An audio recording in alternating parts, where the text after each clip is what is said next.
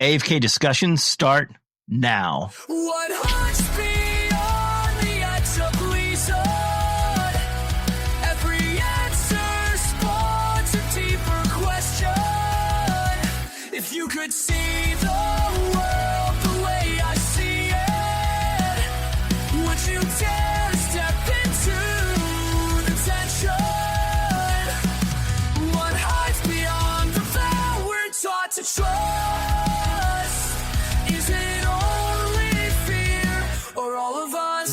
Hey, welcome back to AFK Discussions. We were, gone for a little bit, but we're back now and we are ready to roll. So this is our first episode being back, and we have an awesome guest. We have Laura. Laura's been on the show numerous times and she was a regular, but guys, she is the first guest on the new show. I'm trying to get back into it, guys, so just bear with me. But hey, Laura, how is it going? It is going good. I'm super excited. I'm so honored to be your first guest back. First guest. Yeah, you were, you were the end of the, before we stopped recording AFK Discussions, it seems like you were coming on like almost every week for a little while, or at least virtually, because you would, be communicating with us via like the chat and stuff. So yeah, definitely. Yeah, it's fun. I don't know. It's just nice to make friends, like other people that do the same thing you do. And then you just kind of hang out and talk and record it. So that's cool. Definitely. So you told me you had some awesome stories to tell me. Yeah. So let's just jump right into it. Okay. So, and I don't know, it is like, there's just the more and more I look into stuff, it's like the weirder I find things. So, I mean, it kind of started like several months ago so I didn't have Facebook for years because I don't like it. My sister and one of my friends were sending me screenshots from Facebook about stuff that was in our area. And I guess you can do the local groups or whatever on Facebook. And they were screenshotting all these things that were going on, right next to us. And it was stuff, people were seeing dogman, and they were writing that their teenagers were getting chased in their cars by a dogman and with red glowing eyes. And there was also other people were like, yeah, was it on this road? Blah, blah, blah over here. And people were like, yeah, I saw a tall, dark shadow figure in the middle of the road or on the side of the road. And then all these people just started coming out of the woodwork saying, I've seen the same thing and it's all in the same spot. And I'm like, my mind is blown. And I'm texting anybody I can think of that's actually going to care about it. I think I sent you some text messages and some screenshots of the conversations that were happening. So, maybe some days go by and I'm like, I have to get back on Facebook. I can't even, stand it. I'm like, I got to see what's happening. So I relog into Facebook after years, and it was getting kind of weird in the one local group, and people were kind of saying, oh, you guys are full of it or whatever, and just making fun of people. So someone took it upon themselves to make, kind of like a paranormal group for the area. So they did that, and I joined that, and I'm in there and I'm reading all this stuff. And I actually went and pulled some of the sightings, some of the comments that people were leaving out, and I put it into a little notepad so I could read it. If you are interested in hearing some of those, I have them up and I can just go for it.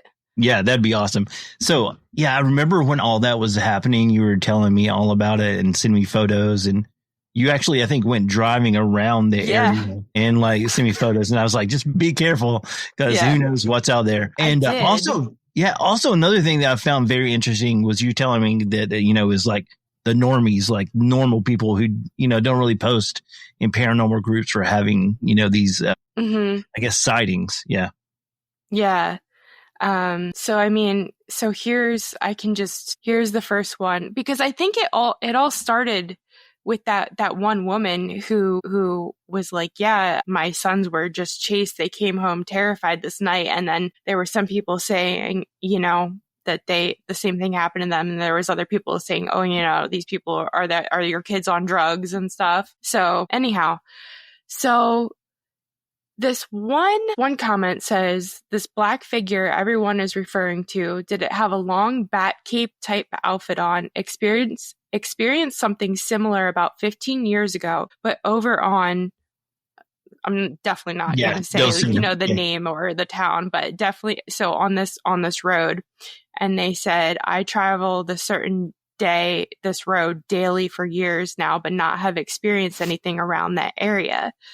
But I have lived on this other road for 20 years and have seen black shadow figures with a hat. Mm. And then there's other go real ahead. Quick, I just got a question. So I know she said, you said a bat cape, like a... Yeah, and I'm wondering if it was autocorrect and it was like supposed to be maybe black should be cape black or cape. not. Yeah. That's what I was wondering. So the cape is very interesting. And especially whenever, she said the figure with the, the black hat, obviously you start thinking about the Hat Man. Mm-hmm. One thing is there any cemeteries in that area? So, I mean, there's your local church cemeteries, and I mean, there is some stuff that does go back to the 1800s. And around my area, the cemeteries aren't very exciting to me, because if I go into other areas where there's more like Pennsylvania Dutch people, and it would be the old Germans, and it would have been before and during the Victorian era, I mean, you should see the cemeteries there. They are it's like a work of art. And so I normally go, and that's mostly down in like Berks County. So if I'm going to a cemetery, I kind of snoop around there and look for stuff. I don't really mess around where I'm at too much, because it's not very exciting. Yeah. But to answer... sorry. I was just asking that. I was going to say why I was asking that, because the dogman entity, or I like to go werewolves instead of dogman. I don't know. I just don't like the word dogman. Yeah. I don't know. Why is there so many people that I hear say that on podcasts? And I'm like, I don't know. It doesn't bother me. I know. I don't know. I just like werewolves. I don't know. But werewolves sounds better. But I feel like you agree. Like a werewolf is a totally different entity. I guess, werewolf infers that, it changes from human to wolf. And dogman, I guess, is supposedly a dog, half man all the time. Yeah. I guess. Yeah. But I don't know. I think the reason it bothers me is because my son, has these dogman books, is like this police dog. Okay. And I don't know. I guess that's why I just think it sounds silly. I don't know. I could see that. I could understand that. But anyways, what I was saying is like that entity, the dogman, werewolf, Anubis, if you will, entity has been seen a lot of times around graveyards. And in Egyptian folklore, Anubis was like the guardian of the dead or the afterlife. So yeah, that's where I was going with that. But yeah. So, I mean, to answer your question, kind of, other people started posting in the group saying that there's been like Native American massacres right around the area, and like right where these sightings have been seen. And because that didn't come, like that post didn't come till after several of these posts. And I'm starting to think, okay, there's definitely something to this for sure. Whether it's like you said, that they come into, you could consider that area kind of a graveyard, or, where tragedy occurred. Or I don't know, is there something that has to do with creating the negative energy appears after all this tragedy? I don't know. Yeah. I mean, and all of this kind of ties into some other stuff that I have too. Yeah, definitely. So, about the battlefield area, there's also been entities, not necessarily dogmen, but creatures of some type with red glowing eyes seen around battlefields. Where I live down here in the South in Tennessee, there's a battlefield called Chickamauga, which is outside Chattanooga, Tennessee. And there's a creature of some sort that's been seen there with red eyes. So, are you talking about the one? Because I heard about this years ago and forgot about it, but then I was just listening to another podcast the other day, and then they had guests on and they were talking about it. It's like a green phantom or something like that. Seen like it kind of hovers over the dead bodies. Maybe, I'm not sure. It was something it could like, be. yeah. I just know there's red glowing eyes involved, Mm-hmm. in a battlefield, Chickamauga. I don't know. My friends went down there one night. This was back in early 2000s, and they saw glowing eyes, but it ended up being a deer. You know, when they're shining the flashlights, like the eye shine, but such a bummer. Yeah. I know, but I don't know. I mean, it could be glowing. I don't know really. So yeah, it was these. They were doing the episode. Actually, was Into the Fray with Shannon LeGros, and she had people on, and their newest book. She had her guests on, the authors, and it was something about the Smoky Mountains, and it was like hauntings of. And I was like, well, I definitely need to listen to this. And then that's when they were talking about that, and it's probably the same thing you're talking about. It may be, but there are a lot of battlefields around here. That's just one of the most famous ones. But so what else? Because you only read like the first one. I'm like, I want to know. I'm like chomping at the bit to hear like more about this. Yeah. So here's another one. It says, we recently moved back from the area, but go frequently to visit family. In about the year 2000, I was driving my now brother-in-law home with one of my cousins, and they named the road, and it said, we stopped at the 4-way stop to turn and looked over a pond, and there was a UFO. It was a triangle shape with a light in the center. It was hovering pretty low to be anything else with no, it was hovering my gosh, I can't talk. It was hovering pretty low to be anything else with no noise. Unfortunately, they were both deceased now, and no one believes me except for my husband. And that's crazy because I have a family friend, and when I go, and we always sit around and tell ghost stories and talk about the paranormal. And I mean, years and years ago, I think she said back in the late 70s, she saw a UFO over a lake nearby, which is wild. Yeah, so UFOs is another. I mean, there's a lot of UFOs seen, you know, with the whole like dogman and also Sasquatch and Bigfoot phenomenon. You know, either UFOs or like some sort of orbs, or I guess ghost lights, as some people call them. But yeah, that's very interesting. UFOs. I mean, the things that you know, the government's talking about UFOs now. It's amazing, you know, because I never thought that they would ever like come out and say that they were real. But now, you know, it seems like every week we hear something else about it. I know. And I've seen a couple UFOs, so it's crazy. Really? I have pictures. Yeah, I have pictures. It like outside my house here. It was crazy. Yeah. Oh, we need to talk about that at some point. Yeah. I think the pictures are still on the Instagram. Oh, really? By the way, guys, that's a good segue. Go to Instagram, follow us, AFK Discussions. Anyways. At midnight_ in the mountains. Oh, yeah. Midnight_ in the mountains right there. Yeah. But yeah, so it was weird. It was about the size of a car. It was, I mean, in the pictures, you can't really tell the size, but I mean, visually, from, you know, we could see it. My wife saw it. My kid saw it first. He was like, what is that in the sky? You know, it looked like a blowfish, oddly enough. Yeah. Like the shape of it. That's weird. It's really weird. Yeah. So I saw that. And then back, gosh, maybe 12 years ago, it was like we saw this like armada. That's the only way I can say it. I mean, it literally looked like hundreds of like orbs, I guess, in the sky. Look, you know, you couldn't tell they were tiny. We thought they were planes like flying, but then you know, they were like, it looked like an armada of like flying things. I don't know. And I've seen other videos of stuff like that, but I got my phone out, and you know, this is like, you know, like I said, 12 years ago, the cameras weren't as great as they are now, so I didn't catch any evidence. But yeah. Well, I mean, if you have an iPhone, that hasn't changed a whole lot. I'm still waiting for them to pick up the slack. But was it kind of like the Phoenix Lights kind of deal, or was it different? I guess. I mean, like I said, if I can, I know there's videos out there.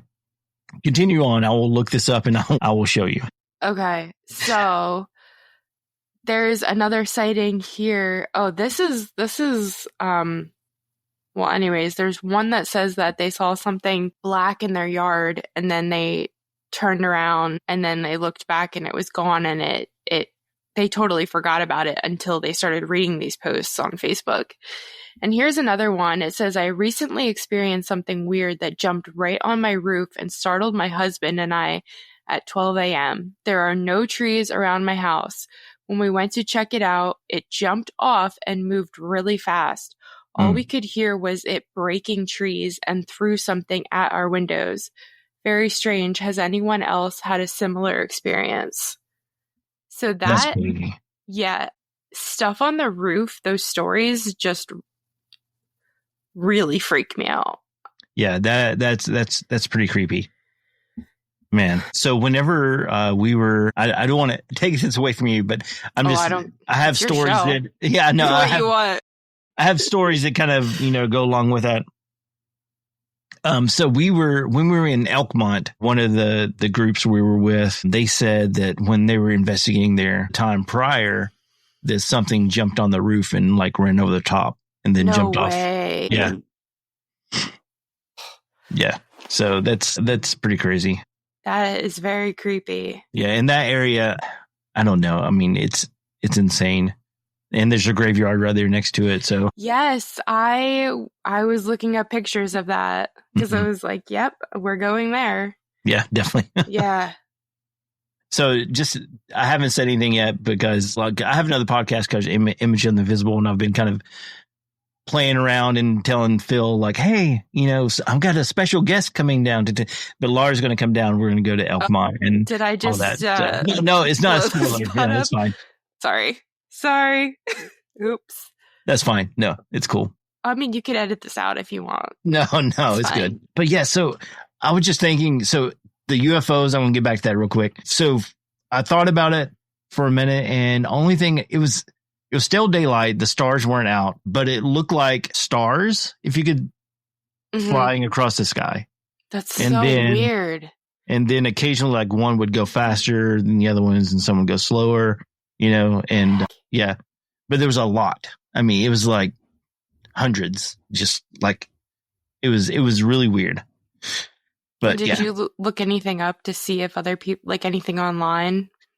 Back then, I mean, the only thing there really wasn't like a huge presence, I guess, for that. I mean, besides MUFON. Yeah. No one posted anything on Facebook or anything like that in our area, but a lot of people, back then it wasn't as accepted as it is now to post stuff about, I saw a UFO, Right. Yeah. So. Wow. That's weird. I did call my friend. I was like, go outside because he lives maybe 15, 20 minutes from me. I was like, watch the skies because they're heading your direction. Let me know if you see anything. So, but he never saw anything. Oh, he never saw anything? No. Darn.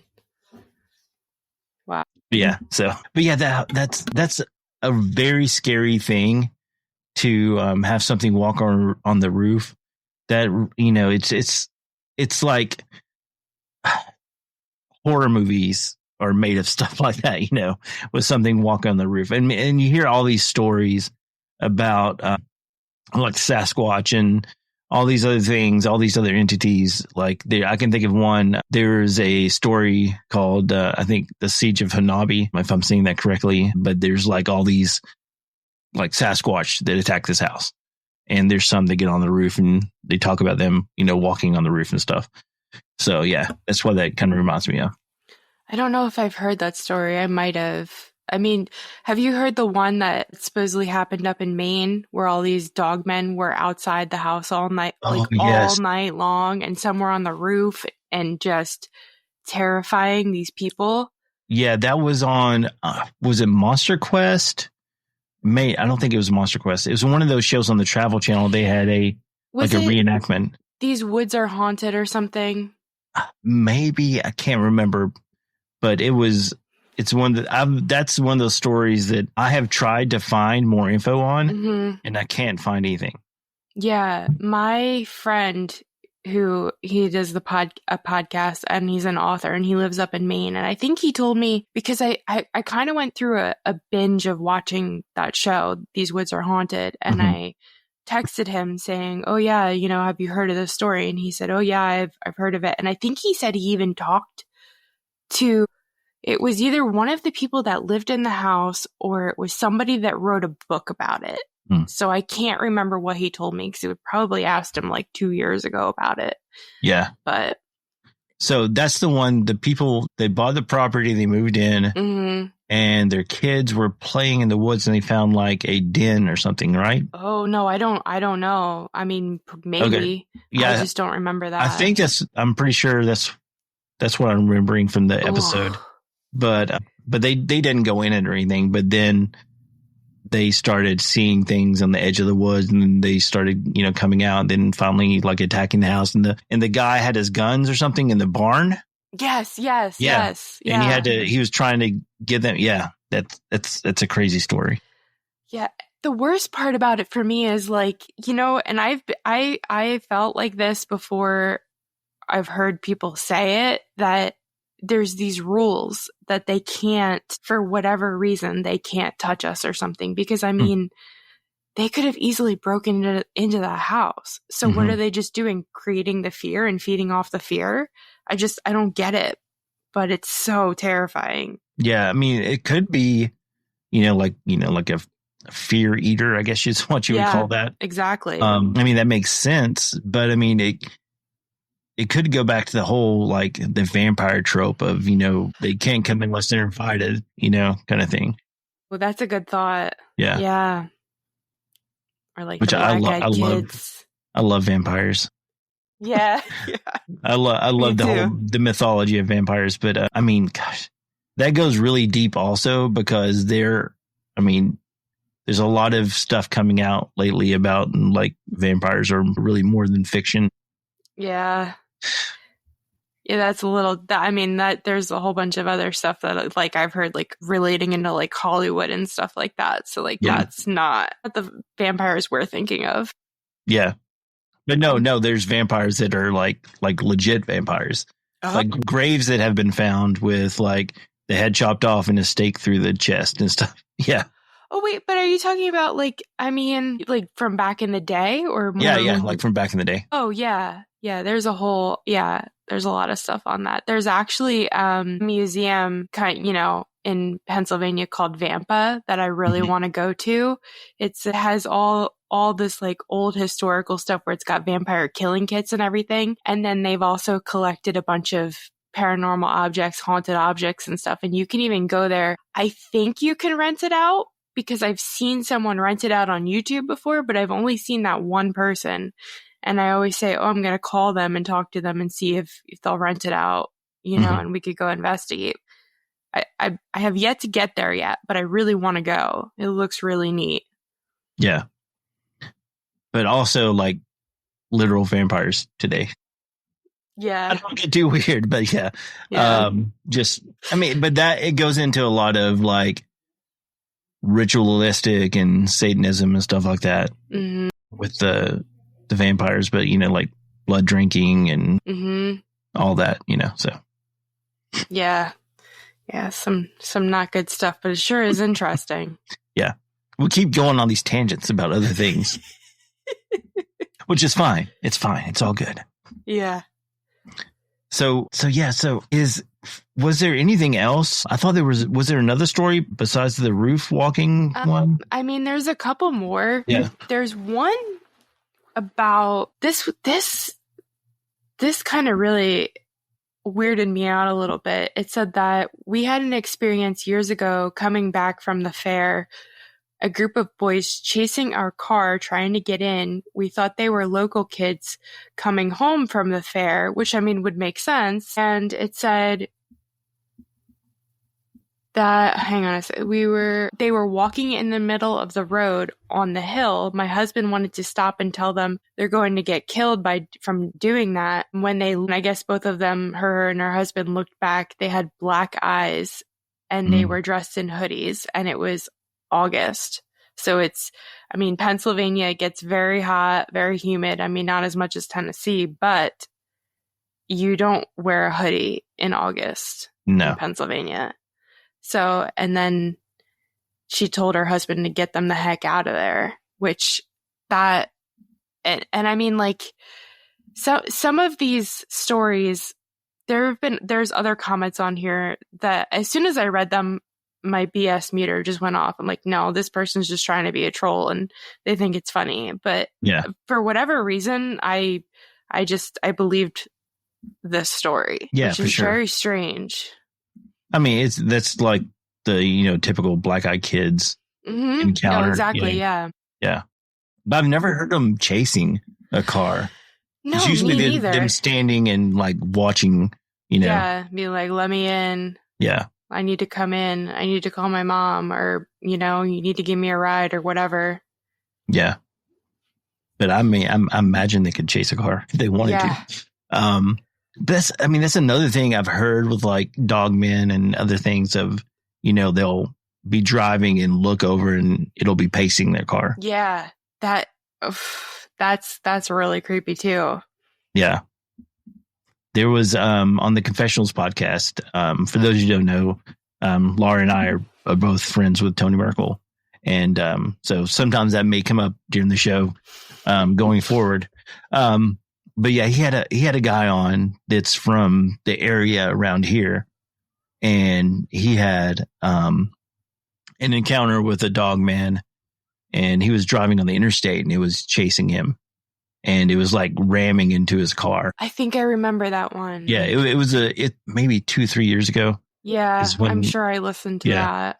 But that was a pretty intense episode. And literally, like from my house, the interstate is walking distance, right? Like maybe a 5-minute walk to the interstate. So like he like described where he was going, and it like went right by like the exit that goes to my house. So I took it upon myself to go. There's an area, I'm not going to say the name of it, but there's an area that it's a big ridge, and there's a park up on top and stuff. Another thing interesting is the park closes at dusk. So, which I always find interesting when things close at, they close it off at, when it gets dark. I don't know. I just find that, why would you do that? Why would you let people up there? Because it's an overlook and you can see the whole city, and at night it would be really cool, Yeah, yeah. But yeah, there's all these like mountain bike trails and walking trails up there that are, like more like a hike than just walking, because it is on a pretty big ridge. But yeah, that whole area is pretty wooded, and it kind of goes along the interstate for quite a while. And I mean, it can connect to like the Smoky Mountains eventually, like it will keep going. But yeah, so I mean, where you described, I went up there and drove around and stuff, and I was like, yeah, I could see this, having a habitat to live in, something that big and not be seen. So yeah, it's pretty crazy. Yeah, I think there's another guy. I first heard him on Into the Fray years ago. Shannon interviewed him, and he's a judge from Ohio. And I think since then he's made his own, I think he has his own podcast now, but I think he's also been on Tony's show maybe a year or two ago, something like that. But he had, I think, just about the scariest dogman encounter I've ever heard. He was a teenager in high school running track, and he would practice running, but he would do it at night because, Ohio's humid also and hot, just like Pennsylvania is during the summer. Mm-hmm. And he had something pacing him in the woods, or not in the woods, in a cornfield. And it ended up just chasing him. And he ended up diving. He ran so far that he went to his buddy's house and dove in the guy's pool and held his breath underwater. Yeah. Until whatever, as long as he could. And then till whatever it passed. And then he banged on the guy's glass doors and had his friend let him in, and he stayed there for the night. I mean, that story, I always retell it, and I always talk about it because it is I think the most frightening story I've ever heard. Definitely. And, whenever you have someone that is, an authority figure like a judge or, police officer or something like that, it just lends a little more credibility to the stories, Yeah, because I mean, yeah, you don't want to come out and say it like they're not going to say that stuff because they're risking their whole livelihood, their job, everything. Definitely. Yeah, I have a friend that's a police officer, and I've been trying to get him to tell me some stories, and he's still, leery. So he did tell me something, but not about on duty. Him and his family. Do you remember? So this is a kind of a deep cut, guys. So you may have to go back and listen to the old AFK discussions to understand some of this. But so we went to a birding park. I don't know if you remember me talking about this. So I'm like gonna laugh right now because you were on the show not that long ago with Aaron and I, and you said the birding park. Yeah. And I didn't know what you were saying. And it was like such like a Southern accent. And then Aaron goes off and he's like, birding park.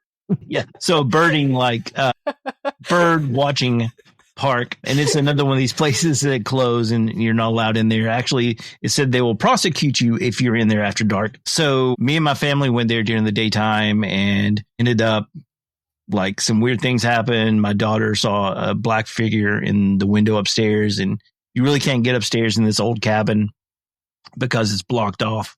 I had a spirit box and I was talking to it. And when we were sitting on the porch, it said, like I was asking about dogman and creatures, and it said monsters, in like a normal voice. And I tried to record, I was recording with my phone, but for some reason it didn't record. And so, my wife heard a growl inside the house, and then I was like, okay, we better leave. So we left, and my family's up ahead of me, and I kind of hang back and I turn on the recorder again, and I'm talking, and I was like, I can't remember what it said. It said entities or if any creatures are here, and a little girl voice said, "Stairs," like just like that. And it really freaked me out. But anyway, so my police officer friend, him and his family were there. They do like a Halloween event, and they have a bonfire at that house and do like trick or treating and like ghost stories and stuff. Oh, that's cool. So yeah, so he was taking a picture with his phone, and you know how like iPhones will have that live view, where like take multiple pictures or whatever. So he had that on. He took a picture of the house. One frame is just an empty doorway. Oh, no. The next frame, there's a black figure in it, and the next frame, it's gone. Oh. Just one frame, it just is there. Oh, that's my crazy. Gosh. Yeah. Man, we need to go there. Yeah, but you can't go there at night, only during the day. That's the problem. Your friend's a police officer, right? So like, can we pretend that we're not. Well, I mean, he's only one police officer. I mean, and I don't think he's a police officer of that county.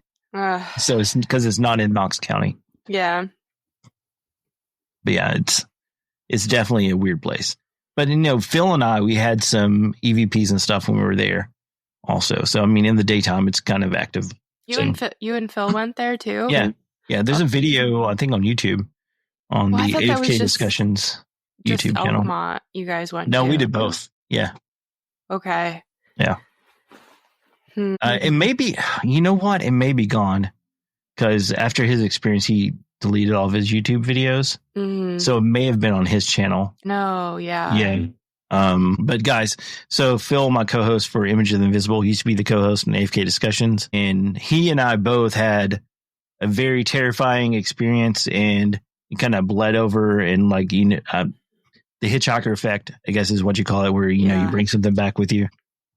It sort of hit me, but I think there was other stuff going on because I'm going to have to go back and tell you guys all these stories because this is, essentially a new show. So I had an issue with a voodoo whistle. It sounds weird. Listen, you could just sum it up and just go back and listen to my episode. Yeah. No, I'm just kidding. That's true. You can go to Midnight on the Mountains and listen to her episode, and I talk all about that stuff. But so there was the issue with the voodoo whistle in my house. It was brought back from Africa, and that could have caused some of the issues I was having. I don't know. But Phil definitely had like a hitchhiker. Yeah. And so he completely stopped doing all paranormal. His channel on YouTube was Exploring with Phil. He pretty much lived in the Huckamunk Swamp for at least a year. I mean, every day he would go there. Yeah. And so, yeah. pretty much. So Phil deleted his channel, and so there's not really much of our old stuff or our old investigations out there. But there may be still some on the AFK Discussions YouTube page, but you just have to go check it out. Anyways, sorry. I will catch you guys up, though. I will. This is a new show. I will have to have an episode where I catch you guys up. Is this? Oh wait, so this is going to be is this going to be a whole new feed then? Yeah, a whole new feed because you still have Image. Because we have Image and Invisible took over the old AFK Discussion feed. So okay, yeah, oh yeah. So, oh my goodness gracious! So if anybody stumbles across this and hasn't listened to either of us, they're going to be like. No, that's why I started off. I mean, a bunch of rambling idiots, really. It's conversation. I mean, the most of the podcasts I really enjoy is just conversational stuff. Me too. Like, this is kind of the Joe Rogan format, where you just have a conversation, Yeah. Yeah. And I don't like when it's too professional, too produced. It's like, okay, that's boring. Anyway. Yeah, it does get kind of boring. But, also there's a time and place for that. Mm-hmm. Like Tony's show is not really, it's very produced and clean. Yeah. But his format's really nice because it's kind of a mixture of both. It's like relaxed. Yeah, it's relaxed and chill. Yeah. But this format's more of like, joking around, goofing off and having fun, and trying not to be, too professional. So I thought my son was in here again. So just tell another thing that's really funny. Sometimes my son will sneak up on me, and with my camera, I have a camera on when I talk to the guest, and so I have a one of those screens that says AFK Discussions behind me. And sometimes my son will sneak up on me. And I won't see him in the camera because the what would you call that? I don't know. I want to image say behind me, like a green screen kind of green effect. Screen image behind me. Yeah. And he'll sneak up behind me, and I won't know he's there. And then I'll hear like a voice or something, and I will get freaked out, and I may scream sometimes. But he's not in here. I thought I heard him though. But anyways, it's funny. It can be funny. Yeah. But anyways, so let's get back to the story. So I know you said you had something else you wanted to tell me besides Dogman, right? Yeah. Man. So, all right. So my sister and I, we went, so I follow this guy called The Wandering Woodsman on YouTube, and he does like 99% all of his videos in Pennsylvania. Sometimes they're neighboring states. So he is actually a teacher in like his real day job. And so he does like a lot of historical videos, but he also kind of mixes some ghost stories in there once in a while. He'll throw in some Bigfoot stuff once in a while. He does a lot of abandoned ruins, things like that. And that's all the kind of stuff that I love, and I love to go outside and explore. So I watch his channel, and then, there's times where I'm like, oh, I really want to go there. So I found this place, and it's up he did a video on it. And it was called Hackers Falls, up in the Delaware Water Gap National Recreational Area. And I'm giving the whole name out for because it plays a part in all of this. And so we go up there, and we couldn't find the waterfall area we were looking for. But we found other waterfalls. So we're like, okay, just enjoy it. I brought my dog along. We hung out, did some hiking, and we get in the truck. And I said to my sister, I'm like, do you want to go into town and get something to eat for dinner, or do you want to go to an abandoned cemetery? And she's like, well, there's not really much up in town to eat. And I was like, okay, well then cemetery it is. So put it in my GPS, and we're going. And I almost miss it because it's very hidden. It's like an abandoned cemetery. There's graves there from the 1700s. There's one of the graves had a birth date from the 1600s, and there could be more. It's just hard because, a lot of them you can't read anymore. And then if you go on find a grave, it'll show you all the listings. And, anyways, so we go, and I almost missed the road. We pull in, and it's kind of like in the trees, but there's also like a mowed patch where I could park. And we leave the dog in the truck, and we walk up the hill, and where the entrance of the cemetery is, it's maybe several hundred feet from from where we parked to get up into the cemetery. And as soon as we're walking in, I hear an owl, and it's one of those barred owls that makes the noise. It's like, who cooks for you? That kind of deal. And so I knew it was a barred owl. So I hear that. I'm like, oh, and my sister didn't hear it. So we're walking up and we get into the cemetery, and I have to send you pictures because it was really beautiful, because the time we went was just pretty much the beginning of spring, and there's these flowers called lily of the valley, and they're just like these little white bell lily flowers, and they were covered all over the ground. And the cemetery is kind of, it doesn't seem like anybody really takes care of the grounds, because it's just these flowers everywhere. And there was a metal fence around one section, and I'm assuming that was like a family's plot, and that was kind of like broken down, so you had to be careful you didn't fall on it or trip, cut yourself. And there's a bunch of tombstones that were knocked over, and I had read online that it had possibly been vandalized. Like, I've seen a few comments that said that, because you can see where stuff's broken, and I didn't know if it's just broken over time or whatever. So I'm walking around the cemetery. I'm taking some videos and some pictures, to put on Instagram. And we're there for maybe 15 minutes because we were kind of racing the sun, because I remember looking at my phone, the weather app, and it said the sun would set at 8:08. And so the sun's starting to set, it's starting to get dark out. And I'm in the back of the cemetery, and my sister stays in the front the whole time, and she's kind of being like weird, like she doesn't want to be there. And I'm like, well, come back here. There's some really neat stones back here. Come look at these. And so she's kind of back where I am. And all of a sudden I hear what I thought was an owl, but it didn't really sound like an owl. In my head, I'm thinking, what is that? It sounds like an owl that's like on drugs. And now we're up on the hill, but there's traffic going by down on the road. So traffic's coming past, because I'm trying to listen and I can't really hear the noises that's going on in the woods. So I start walking over there, because I'm like, oh, I want to find out what this is. So I'm like, it didn't really sound like an animal, and it didn't really sound like a person. And my mind is just jumping to, is this some kind of Bigfoot? Is this some kind of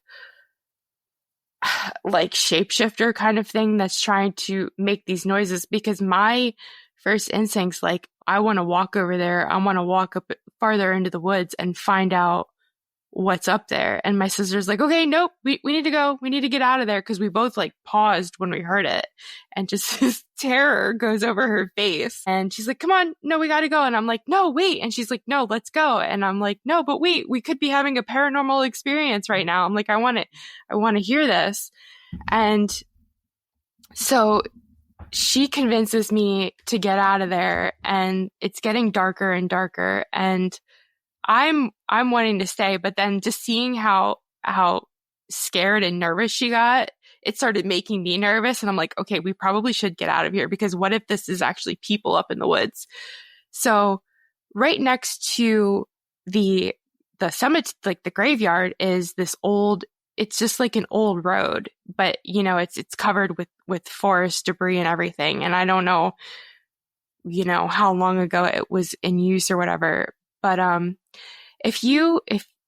so like that's flat, and if you look up, like right next to it, there's this hill that goes up, and it's rocks and it's trees and it's shrubs and bushes, and like you can't get up there unless you're like really, really trying to like hike and whatever you're doing. So we're like walking out of the cemetery, and we both started getting even more freaked out. I'm like, okay, like, can you walk any faster? Like, let's go. So we get back in the truck, we lock the doors and everything. And the one thing I forgot to mention is while we're walking around in the cemetery, I look over at my sister, and she's like, wiping her arms off, and she's like, there's like spider, and all I could really hear was her say like spider webs. So I thought nothing of it. I thought that she meant like actual spider webs. So we get back in the truck, and she's like, yeah, I felt like there was spider webs all over me the whole time. And I'm like, wait, what? And I said, I thought you meant actual spider webs. And what she was talking about was that static electricity feeling that is, correlates with when there's paranormal stuff around. I don't know if you've ever felt it, but I've definitely felt that, where there's like weird, it just feels like this like static, almost like, or like goosebumps kind of, that pop up and like you feel like, does that make sense? Like you're like, yeah, kind of, yeah. I know what you're saying. I know the feeling of like spider webs on you, Yeah. But I don't think I've experienced the actual spider webs feeling investigating or anything, but I do get like goosebumps and like chills and yeah. I've had when I was at Devil's Den in Gettysburg, I got like chills, goosebumps all up and down my legs as soon as I stepped out of my truck, and nowhere else. And it was a really hot day, but I like, it's kind of hard to explain other if you haven't felt it before, I guess. It's just kind of like, it's almost like, have you ever used one of those like TENS units? If you had like a neck, it's kind of like that, but it's kind of like this netting, like webbing, just like on you, like, because when I get it, I'll feel it like on the back of my shoulders. It's really weird. And that's what my sister was experiencing. She wasn't actually experiencing actual spider webs. And I was like, holy crap, are you serious? And she's like, yeah, the whole time. And then her and I just went hiking again yesterday. And I said to her, my friend Jason wants to record and I'm going to tell him the story. Is there anything else you want to add to this that I could tell him? She's like, no, other than just, I felt like I had spider webs on me the whole time. So I started driving and she's like, let's go up the road and see if there's anything up there. And I said, oh, wait a minute. You actually want to go investigate? I was like, look at you, because she's always like, she used to be like real skeptic, but now she's starting to believe in stuff the more and more, we go do stuff like this. So we drive up the road because she's like, there's a campground over there. I'm like, no, the campground's on the other side of the road. She's like, no, there's a sign over there. And I said, no, there's not. I said, look, the sign's right there. I said, that's not it. So we drive up the road and I can see a sign. So I'm like, okay, what's the sign? And I drive up and I pull in, and it's just where, the like national park systems, how they always have like bathrooms. Well, there was a bathroom there and there was nobody in the parking lot. So there were no hikers on that trail right there. Mm-hmm. So we go out the road and you could go to the right and drive up the mountain, because she's like, well, maybe there's trails up there. I'm like, Kat, I don't think that there's any hiking trails up there, because I'm like, that is rugged. There are no trails up there. So we drive up the mountain and we're going slow. We got our windows down and we're looking out the windows and stuff. And it's almost dark at this point, and there's nothing, no trails, no nothing. And it's just continuous big rocks, trees, dents, everything. And we go, I had guesstimated about 1.5 miles to 2 miles, and it brings us out to the end of the road. And at the end of the road, there's a house, like somebody's house is there. And we're just kind of freaking out, thinking, okay, there's nothing up in those woods that anybody would be there. So we go back down, and when I had gotten home that night, I pulled up my All Trails app, which is I think it's really like a good hiking app. And I pulled it up and I pulled up the area, and it'll have dotted lines if there's a hiking trail there. Mm-hmm. Well, there's nothing in that area. There's no trails, no nothing. And I had looked up on the map. I used Google Maps, and I saw that the house was just about 2 miles away from the cemetery. So now we figured out that there's nothing in there. And I also forgot to mention that when I was talking to my sister in the truck when we were driving, she goes, yeah, she's like, I heard like a dog howling. And I said, what? I said, I heard owls, but they sounded really messed up. Like they didn't sound right. And she goes, no, I heard dogs howling. And she goes, the only thing that I can explain it as or compare it to is, she's like, do you know in the Twilight movies when Jacob and his friends are still human and they're messing around and they're pretending to howl like dogs. She said that's what it sounded like. And I'm just double freaked out after she said that, because I'm like, what? Because, I mean, how many times do you hear stories where something is mimicking something and it doesn't sound right? Like, I don't even know what to say to this, because I can't even debunk this. We tried to debunk it and I don't have anything, and oh my gosh, you hear the stories where there's owls. People see owls in paranormal experiences, but it's really not an owl. Yeah. So the whole premise behind that is that your brain can't process what it's seeing. So it'll replace it with an owl for some reason. Right. Yeah. Or is it that, or is it even like they try to cloak themselves? Yeah. I've heard that too. Yeah. And I don't know, I don't know what that is, but to me, and it's funny because when we started walking up into the cemetery and I'm walking around and I just had this thought of like, what if there's Bigfoot here guarding an old abandoned cemetery? Yeah. And we weren't even looking for anything paranormal. We weren't trying to investigate. We weren't trying to snoop around and look for ghosts or anything. We were just trying to check out an old, cool, abandoned cemetery and look at the tombstones. Yeah. That was it. And then, it's kind of wild when that stuff just hits you like that and you were not expecting it. I was when you said the owls the first time, I was going to bring that up. I don't know what to think about owls. I know that my wife has seen owls that she didn't think was really owls. Yeah, and owls freak her out. Like, really? And also she can't watch movies with aliens, like the Greys, like the big eyes. She can't watch them because they freak her out. So that, like, I don't want to say this, but I'm going to, but that just like scares me, because I've heard people say that because aliens really freak me out, and they are my least favorite subject of the paranormal. And someone else is like, well, maybe you were abducted because you're so scared of it. And I just am like, no, I wasn't. I don't want to hear about it. Don't tell me about that. Oh, so, okay. So I do have more to add to this area. So like I said, it was like the Delaware Water Gap National Recreational Area, and it's a pretty big area. And it even goes into New Jersey. And my sister and I actually we crossed, the Pennsylvania River yesterday, and we went over onto the Jersey side, and we were hiking along the river up on the mountains and stuff. And so now there's this stretch of this area, and it's like considered like Bushkill to like Milford. And when I was a kid, my parents took me and my sister there to go hiking, go for a walk. And to this day, I can remember feeling weirded out by that area and it just being not right and creepy and very uncomfortable and very, very unsettling feeling.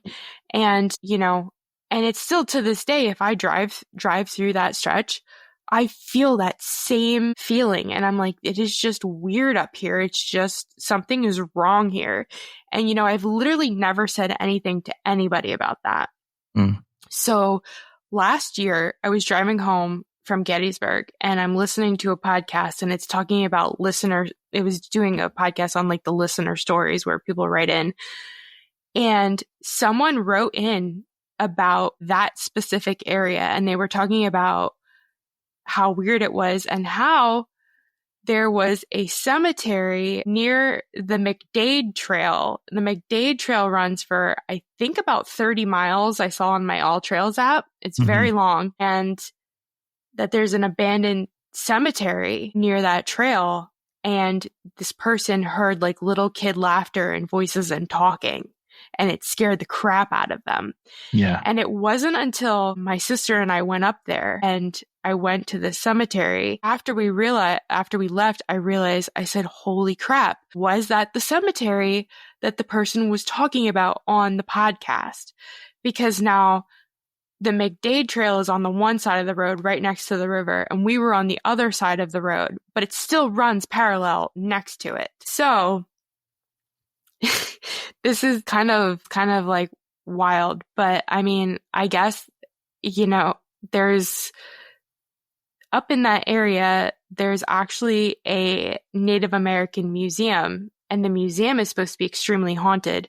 And when I went on a trip with Creed and Jen, Tony's brother-in-law, Creed, and Jen, his girlfriend, we were supposed to stop at that museum because, it's known to be haunted, and the owners really want nothing to do with the paranormal. They don't want to talk about the fact that the museum is extremely haunted. So we didn't end up going. But now that tells you that there is Native American history very heavily in that area. So I started to do a little digging on the cemetery that I went into, and it's called the Smartwood Cemetery. And my friend, who's really good at research, I went over to her house like the day after this happened. And these are my same friends that I was telling you about. When I hang out with them, we always tell ghost stories. So they made a joke about it. It had been like full moon. And the day we went to, like the night we went to the cemetery, it was like the day after the full moon. So it was still like 99% full. And that was another thing, because when we were driving home, I said to my sister, I'm like, look at the moon. I was like, oh my gosh, because it looked really cool, but creepy at the same time. And my friends, when I went in their house, the day after, they mentioned about it had being a full moon.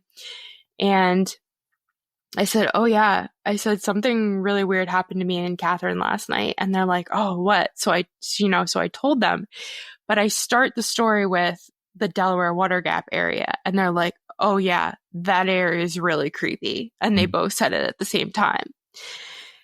And, I had also told one of my other friends about the story, but before I told her about the story, I just told her where it happened. She said, oh yeah, that area is really creepy when you drive through there at night.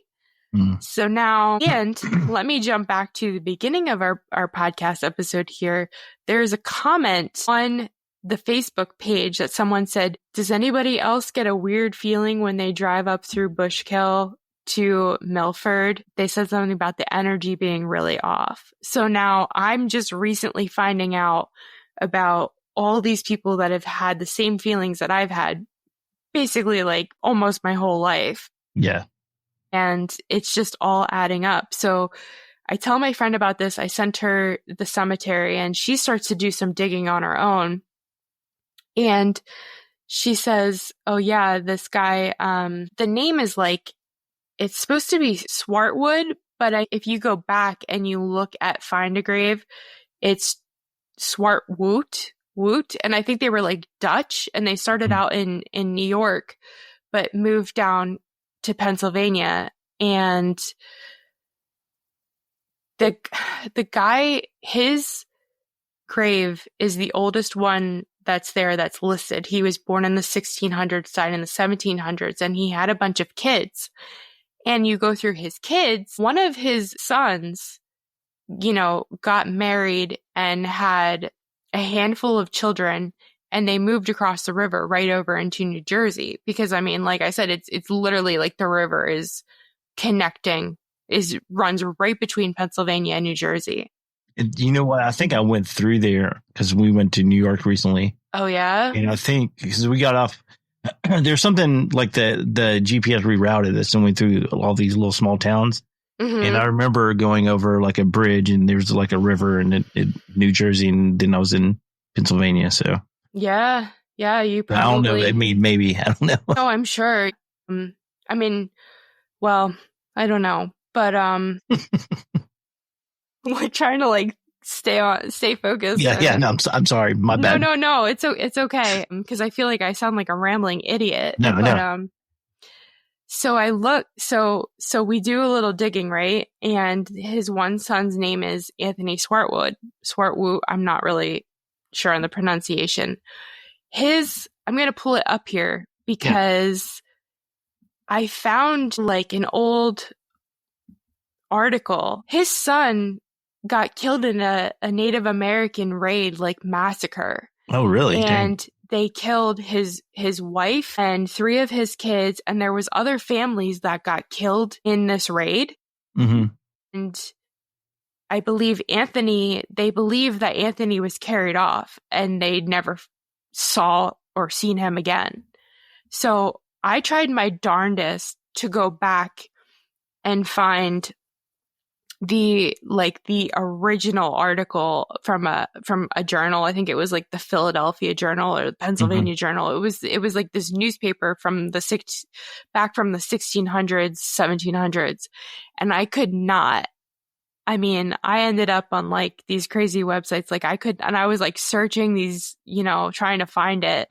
I could not find the original article online. And my friend said, yeah, you'd have to go sit in a library and go through like microfilm and things like that to actually find it. Because I was like, how neat would it be to actually read this old thing? So part of the article is pulled out on a website, and it says that we have advice from Sussex County, New Jersey, that the house of Anthony Swartwout was attacked about the 21st of May. The wife said Swartwout was found shot dead with a bullet through the back, and 3 children were found a little distance from the house with their heads. This is a little graphic, I'm sorry. Their heads split open with a hatchet, but none were scalped. And Anthony Swartwout and the other children are missing, supposed to be carried off by the enemy. We also have advice that the house of Captain Hunt in Hardwick Township, Sussex County, was burnt about the same time, and a white lad about 17 years old. And I almost think that there was like, they took their slaves too, the way it's written here. And it says that people were missing from the attacks, and several Indian tracks were seen. And that's what it says it's the Pennsylvania Journal, published June 3rd, 1756. And then if you go down, it talks about other attacks and other people that got killed and that were missing. So I'm not saying that that's tied into the haunting of that cemetery, but I find it really interesting that there's like a lot of attacks, more than I realized, from Native Americans in that area. And it's like super, super heavily with like the bloodshed. Oh yeah, definitely. So there's something to it. And I know a lot of people will say, oh, Native Americans cursed the land or whatever. And I mean, I don't know if they did. And if they did, I don't blame them. Yeah. But also, is it that, or is it just the extreme tragedy and extreme bloodshed that is causing these areas to be so haunted? I mean, like I said, when you drive through there, and clearly I'm not the only one that I'm finding out that you can just feel it. It's so crazy to me. Yeah, I don't think it's a coincidence. I mean, that's definitely not a coincidence. Yeah. So that's because I just was like, holy crap, I can't believe we found this information, Yeah. I don't know. Yeah, it's crazy. I mean, wasn't there like, no, maybe I'm thinking of Massachusetts. Yeah. King Philip's War. That was in Massachusetts, right? The Hockomock Swamp is that whole area. That's why I was thinking of that. Yeah. Yeah, exactly. Because that's supposed to be the Native Americans cursed the land there because of all of that. And then there's all that weird stuff that's there, though. But I mean, the thing that's crazy about that area is, the whole Bridgewater Triangle area right there, the Hockomock Swamp and all that. And the Conjuring House is in that area too, just like on the other side of the Hockomock Swamp. Yeah. That's weird to me. Yeah. I mean, one of the most infamous hauntings in America happened right there. Yeah. I don't think there's like many people that don't know that name, the Conjuring house. Yeah. So I don't know. Yeah. I don't know. I don't have answers, but I kind of have answers, but kind of don't at the same time. Yeah. I mean, it's just like the, to bring it back to Tennessee and, with the whole Elkmont thing. I mean, that place goes way far back also. Mm-hmm. There's like a lot of history. So I don't know if you heard me talking about this, but apparently we went up there and it was called, they had a sign up that said Butterfly. What was it called? Butterfly Town or something like that. And we're like, what is this? So apparently before it was Elkmont, it was called like Butterfly Town or something. And a lot of lumberjacks and stuff worked in that area. And oh, wow. Yeah. And I can't remember. There's like, I don't want to misquote, but I want to say a lot of them like died of like sicknesses and stuff in the area. And that may have something to do with why Elkmont is so just weird, So, and it's funny you say that because I was going to mention this too. They say the areas, where you take things away from the land, logging, mining. Mm-hmm. It's kind of like I don't know if you've heard where it's where you dig into the earth and you're taking things out of the earth and whatever's there is you're making it mad. Mm-hmm. So, or I've also heard where people, there's mining and you dig into the earth and then it's kind of like unleashing whatever's in there too. I've heard that also. Yeah. I mean, there's so much folklore and stuff in the Smoky Mountains. But there is, what was it? I'm trying to think. There was like something to the effect of, something asleep under the hills or whatever, mm-hmm. And then, it gets released like when you dig, or maybe right. I'm thinking, this is funny. It's not, but I was just, because I'm a nerd, I just started thinking, or maybe I'm thinking of Lord of the Rings, No, they dug too deep. They got too greedy, No, I've literally the Balrog. Yes, no, I've heard that. Like I haven't seen that movie, but I've heard people reference that and say that as to why, mining and stuff, digging into the earth. I mean, I don't know. I don't have, it's just the more and more you get into this stuff, the more and more questions you have. Oh yeah. I mean, the more answers you get, the more questions you have and the stranger it gets. Yeah. So, I mean, yesterday when we were driving, we're driving down the road right next to the river and we hit this one spot and I'm like, oh, it started to feel creepy here. And I said, I almost don't want to say this because I don't know if it's in my head or not, because mm-hmm. it's like, I already know it's kind of weird here. But it's also like you feel it too. So mm-hmm. you can't really deny that. And here's another thing too, which is kind of wild. We went on this trail. It's like called the Copper Mine Trail or something. So there's another thing. It's this old copper mine and they're taking things out of the earth. And there's a lot of stuff to do with copper also. Copper. Oh, really? Is kind of a conductive metal like a lot of people swear that, if they wear copper bracelets or whatever, it like amplifies. I don't know. It amplifies or it like helps balance their bodies, the electricity in their body or whatever. Yeah. So. Yeah, I know about the bracelets and stuff, but I didn't is there ties to paranormal stuff with copper? I don't know. Possibly. I'm just putting two and two together. I mean, obviously it does something. Well, I mean, they make dowsing rods out of copper. Yeah. So there's that. Yeah.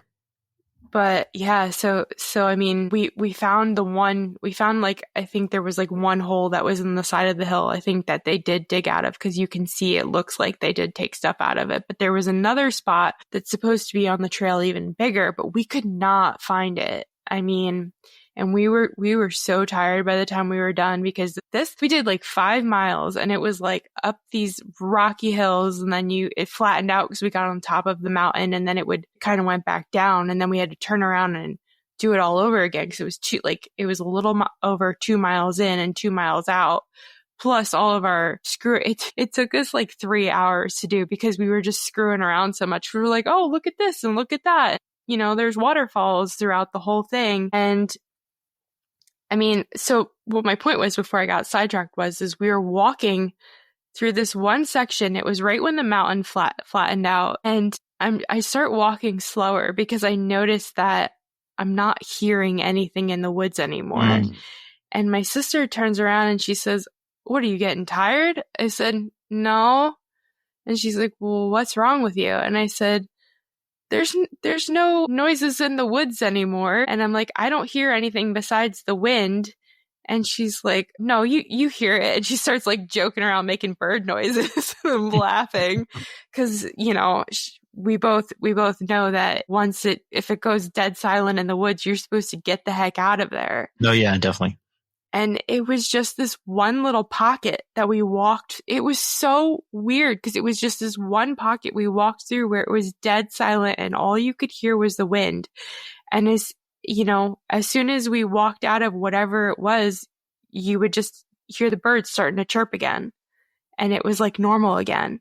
Yeah. It was so strange. And then after we kept hiking for a while and then we turned around and we went back.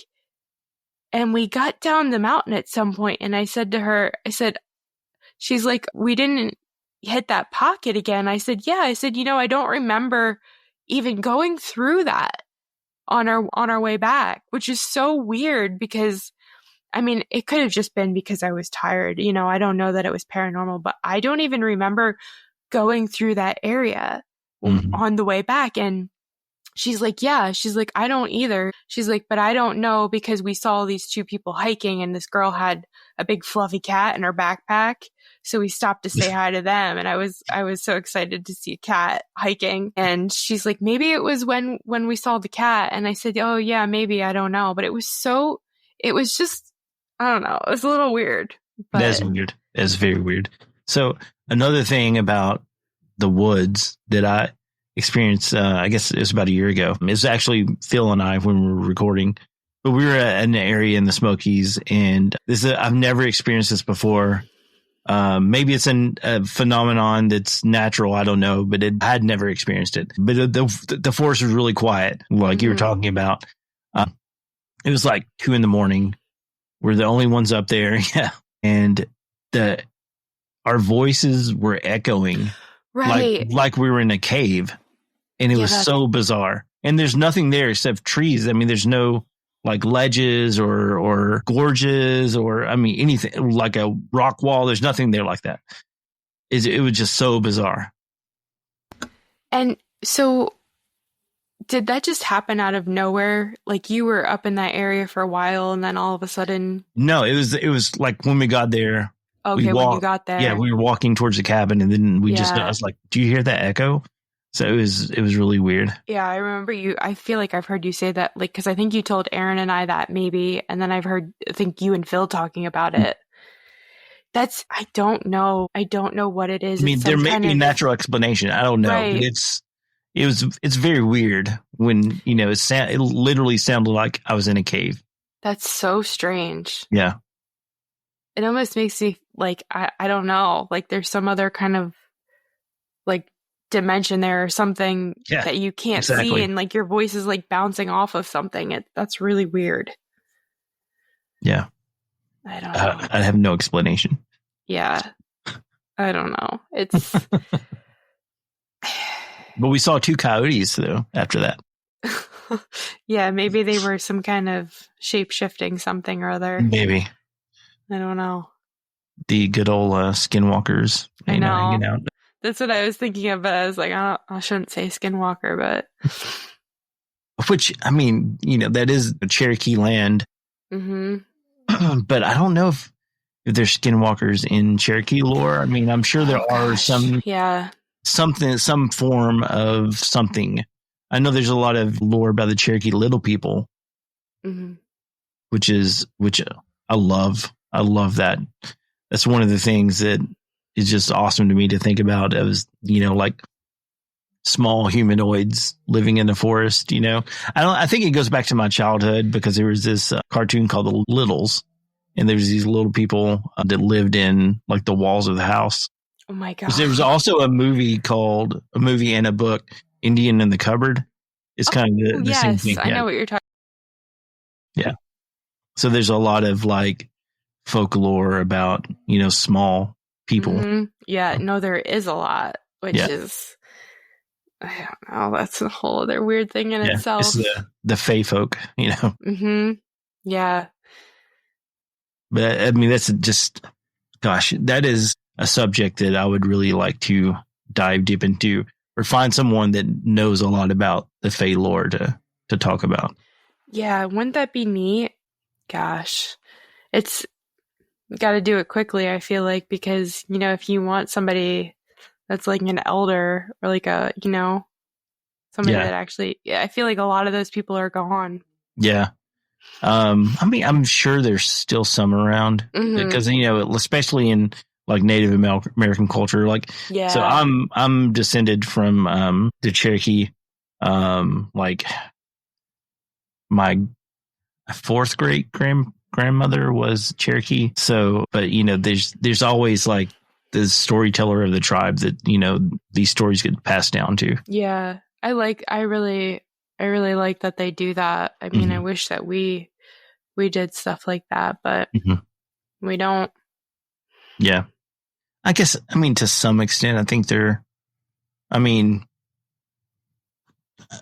yeah, I guess really don't. I mean, we have stories like our grandparents will tell us and, but you don't like really write them down, and then they get kind of lost and, change over time because, you kind of interpret it your way of what you remember them telling you. So, yeah. Yeah. I had, I just found out, I think it was like a year ago, my dad was looking at his phone and there was something about a powwow book that popped up, and not powwow in the Native American sense, but in Pennsylvania Dutch. And that's a, I want to do an episode on this. And that is a form of folk healing, and it's mixed with Christianity, and it's, the Pennsylvania Germans that did it. And there's really not anybody around that really does that anymore. And my dad's like, what do you know about powwowing? And I said, well, I know about it. And he's like, your great great grandfather was a powwower. And I'm like, what? And I'm like, I just was instantly wishing that just even my grandparents were still around, or, somebody was still around that I could have talked to about it. Or heck, I mean, even like if you could like time travel back in the day and go talk to them about it, I think that would be the coolest thing ever. Yeah. I actually just, I bought a book on it the other day. I was in Kutztown, and that's kind of like the heart of Pennsylvania Dutch culture. I mean, you could ask Tony, because I think he went to college there, because there's a big college there. And he used to live close to that area. And yeah, it's really neat. It's actually, I mean, it's like has to do with like hexing and stuff, and like it's kind of like spells but not, and it's not really witchcraft because it is mixed with Christianity, but it's kind of like being like a granny witch, I guess, from like Appalachia almost. Yeah. I mean, there's a lot of stuff that like people take and then mix with Christianity, like the Santeria. Yeah. It's like voodoo and Catholicism. Yeah. So, but yeah, it's just, I mean, there's a lot of like interesting stuff that goes on. Is that your dog? I heard him. Yeah. I meant to say she's been snoring pretty loudly the last couple of minutes, so I'm sorry. I didn't hear it all. Yeah. Well, if that comes through on the recording, it's not like a ghostly growling or anything like that. She just woke up and shook her head. So that's awesome. Yeah. What is that growling? You should have just went with it. There's a ghost growling. Yeah. Totally not a dog snoring. But gosh, it was awesome to catch up with you and talk about all the weird stuff and all the strange stuff, because I love it so much. I love all the stories. So, guys, I just want to give an invitation right now. If you have a story to tell, if you want to just talk about things, hit me up on AFK Discussions at gmail.com. Laura, can you tell everybody where to find your stuff? Yeah, so I'm mostly on Instagram as of now. My Instagram handle is midnight_in-the-mountains. And my gosh, my dog is making so much noise. Guys, you need to check out her photography on there because it is awesome. Well, Seriously. thanks. I know you just use your iPhone, you say, but Yeah. it is really, really good. I appreciate that so much because I want it to look good, and I take, a few seconds to sit down and pause and take a photo, but I don't do a whole lot other than that. But I have so much stuff on my phone that I need to make posts and reels on, and I just don't do it. I should. I need to. But didn't we do an episode on Pinhurst? We did, yeah. I would like to revisit that because you had some really cool photography from there. Yeah, gosh, you should really try to come up here at some point and do Pinhurst. And I booked Mid-Orange Correctional Facility for my friends and I in September, and I'm really looking forward to going back into there because I was actually just talking about this to some of my friends the other day. Mid-Orange is really like a time capsule. You walk in and there's still papers from when it was a school. There's like the janitorial's office with like keys to everything hanging in a closet. And there's phones and books and like everything. But if you go to Pinhurst, they really did a good job cleaning it up and making it much cleaner. But yeah, it's cleaner and you can kind of kneel on the ground and it's not so bad. But I feel like it's missing. Yeah, it kind of loses its like atmosphere of how it was. Yeah. So where can they find your podcast? I am on pretty much any podcatcher. There's Spotify, Apple, ones that you've never heard of. Because I know when I uploaded it, you can check all these off. So I said, okay, I'll just check them all off and let them go to wherever. So yeah, pretty much on any podcatcher you could probably want to use. That's awesome. And guys, I just want to say thanks for listening to the show because, we're trying to get back into it. This is pretty much a brand new podcast. If you have listened to it in the past, thanks for following us over here. But, we're AFK Discussions and you can follow us wherever you do social media. And also check out fattack.com. If you see my hat, Fat Tack. Yeah, I did see that. I like it. It looks like, is that like ice cream or a donut? It's like a donut. Yeah. So yeah, check out fattack.com. They make tactical gear for big guys and also small guys. They don't discriminate. But yeah, so they anywhere from small to X. They have body armor. They have holsters. They have T-shirts. They have cool T-shirts. I'm showing it like I'm not doing video, but I was like showing my shirt. You're so used to being on YouTube, to be fair. So yeah, I know. But guys, thanks a lot for checking us out, and hopefully we'll see you next time. Like, follow, subscribe, ring the bell, all that stuff, and we'll see you next time. Peace. Bye.